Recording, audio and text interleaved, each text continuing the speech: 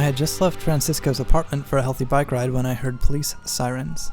Possessing a certain amount of curiosity, acknowledging this opportunity to do something non-violent citizens shouldn't really do, but once again not fearing death, I decided to follow them out to find out what was going on in Francisco's community.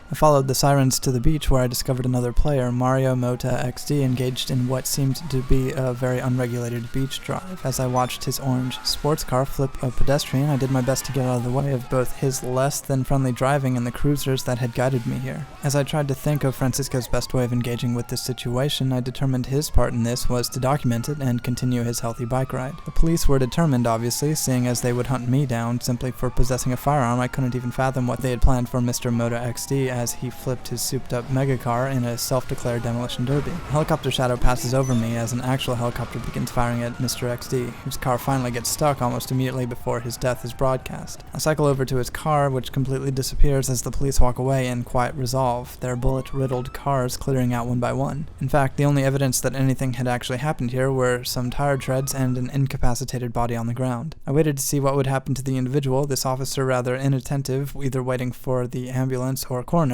While I waited, I noticed a man running in the distance towards us, soon learning it was none other than Mario Mota XD. Clearly he had been absolved of his crimes of less than a minute ago, but when he body-checked a police officer, he was immediately issued another death sentence. Suddenly 3 policemen, 2 with sidearms and 1 with a shotgun, were firing at Mr. Mota XD, who had returned fire with a grenade launcher before immediately revealing an assault rifle and attacking them one by one. At this time I decided to start making some distance between myself and this exchange in case he decided to turn that gun on Francisco. After he had avenged his own death, Mr. Mota XD started to jog towards me, and although I was prepared to bicycle away at the first sign of aggression, I was surprised to see him instead perform a very self-indulgent celebration. At a loss for words, I wish him good luck before he starts once again running from a helicopter, an apparent theme in his existence. He steals a police car, and as I casually start to bike away, Mr. Mota XD makes it apparent that although he could, he wouldn't hurt me.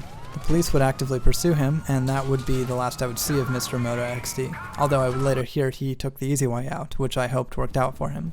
After all of that excitement, Francisco took a break on the canals, the sound of running water not unlike the steady flow of time over the path that was quietly and inevitably unfolding before him. Other players would obviously do whatever they wanted, and if Francisco existed, he could at worst be present as a casual observer, a reminder of the peaceful option as he documented the choices of the denizens of this dangerous world.